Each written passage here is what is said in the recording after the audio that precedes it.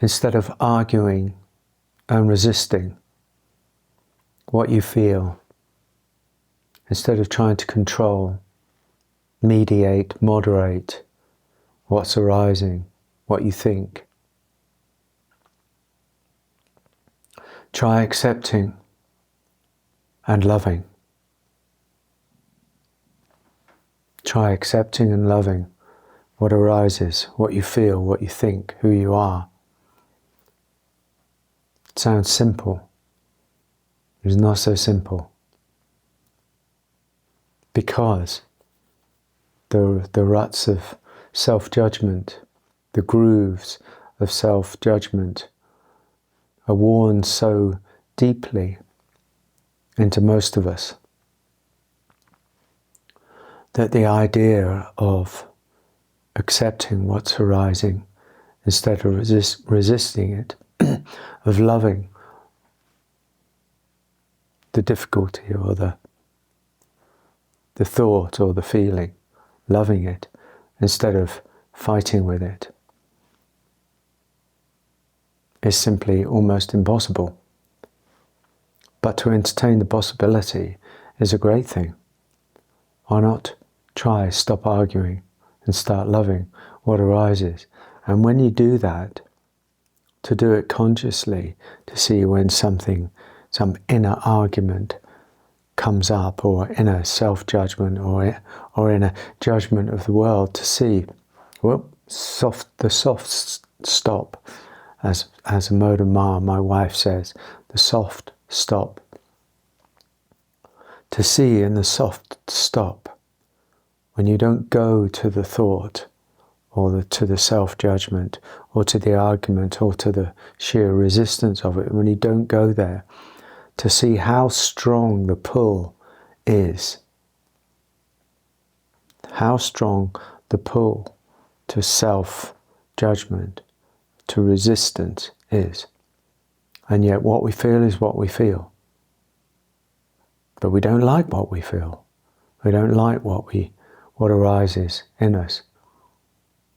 And so we argue with it and fight with it. And how much of our time and energy is spent arguing and fighting and resisting ourselves. And so there's the opportunity to see that and to say, when it arises, I'm going to love it and accept it. To accept what arises, to accept oneself as one is. What a great, powerful thing to do. And as we do that, we see how deep the ruts of resistance really are. And in seeing that,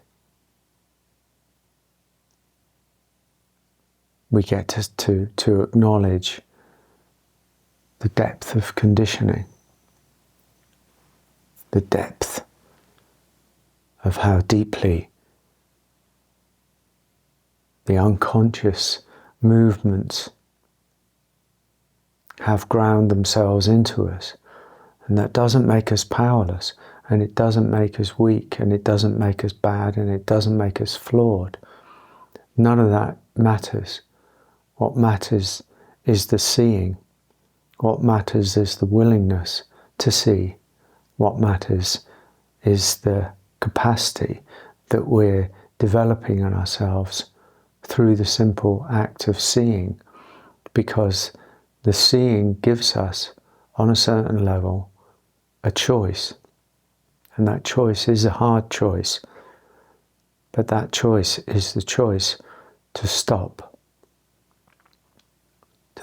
judging ourselves, to stop resisting what arises, to stop somehow imagining that arguing with who we are, fighting with who we are, is somehow going to win. It's a no-win situation.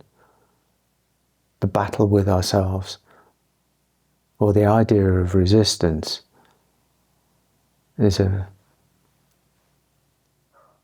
battle we're going to lose, in a sense, unless it brings us to our knees, or to an invitation to a deeper openness, Ultimately, this is all just about openness, and openness has surrender in it, and openness has acceptance in it, and openness has love in it. So we can surrender, accept, love ourselves. Not as the personality that we are, but as from the deeper most of us. Then we get to stop battling all the time, because this battling is exhausting. For most people, it's just exhausting. And so there's the invitation, it's a primary invitation to stop the fight, to give up the battle, to give up the resistance to how we feel. Bless you.